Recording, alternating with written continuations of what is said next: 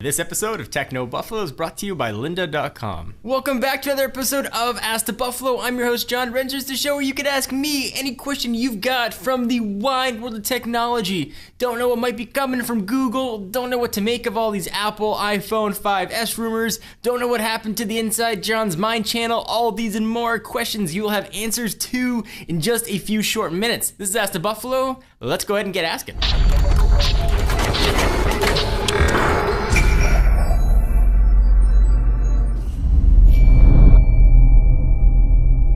The first question comes from Lark Hill, who asks, hey John, what things are you most excited about for Google I.O.? So Google I.O. has become really fun over the past few years. We've seen huge product announcements, we've seen big ones like the Nexus 7, and some duds like the Nexus Q. This year though, I think we're gonna see a ton of awesome stuff come from Google. What I'm most excited about though, is the next iteration of Android. No more point updates. We are going to see a fresh Android 5.0, presumably going to be dubbed Key Lime Pie. I really respect what Google does every year. You can rest assured there's going to be a new update to Android. Now, I don't always like all the new features, but I do like they're always constantly trying to innovate, find new ways to make the operating system better, bring in cool new features. So I'm really excited to see what those next features are going to be. And the rumor mill has been relatively quiet on what Key Lime Pie is going to have. So that's why I'm the most excited about it. There aren't that many times where you get to go into a conference nowadays where you don't know what's going to be announced. And I'm hoping that it stays that way because I would still love some of that wonder to be dispensed on me at Google's I.O. And I will of course be there bringing you all the latest. Expect an update to the Nexus 7, maybe the Nexus 7 II, maybe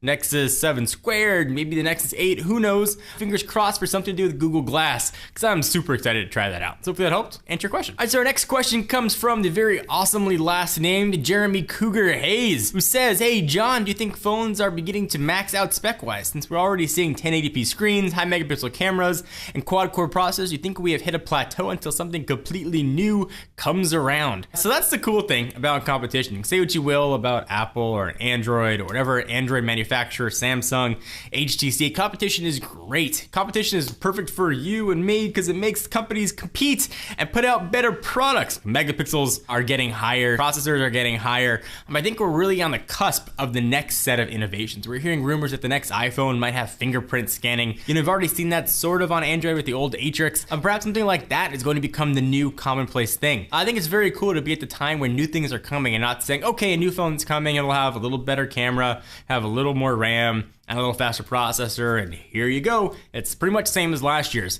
I do think the next generation of phones are coming very quickly, and perhaps that'll begin with Google's I.O. Or the next iPhone. So hopefully that helped answer your question. The next question comes from Ryan Booley, who asks, when will Inside John's Mind come back? I've got an answer for you. So Inside John's Mind is another channel that I started where I talked about stuff that didn't have to do with technology, things that was going on in my life. Well, it's gonna be coming back very soon because I have a big announcement to make.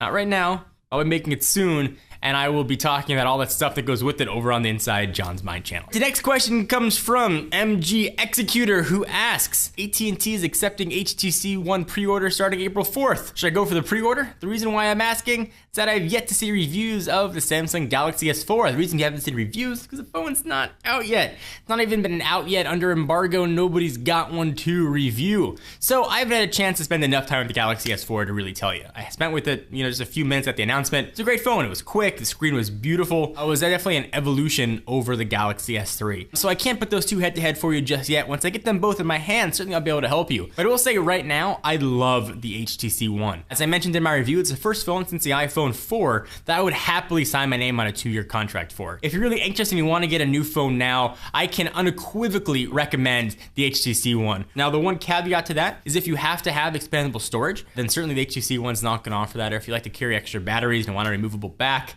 then the HTC One's not gonna offer that. The expandable storage is an argument that I totally get. A lot of people rely on expandable storage. The battery stuff, that one doesn't really resonate that much with me. I always carry an external battery charger with me when I travel anyway, so I'm very easy just to, plug that in and let it charge instead of carrying an extra battery that I have to find another way to charge. So hopefully that helped answer your question. So we thank our friends and sponsors at lynda.com. If you can think about it, you could probably learn it at lynda.com. It's an online learning company with more than 77,000 video tutorials that teaches software, creative skills, and business skills. Membership starts at $25 per month and provides unlimited 24/7 access to top quality video courses taught by experts with real world experience. Learn anytime, anywhere, and at your own own pace, from bite-sized tutorials to comprehensive courses in things like web design, programming design, photography, business, audio and video, and 3D animation. I could probably use that 3D animation course. With new courses added pretty much every week, the training library keeps pace with today's fast-changing technical and software skills. Save and prioritize courses in your queue for whenever you're ready to watch and track your progress with each. Learn on the go with their optimized mobile site or free iPhone and iPad app for members. To give it a shot, try lynda.com/technobuffalo. That's lynda.com/technobuffalo. So thank you guys for watching another episode of Ask the Buffalo. I hope you enjoyed. If you liked the video, give us a big fatty thumbs up. We would most definitely appreciate it.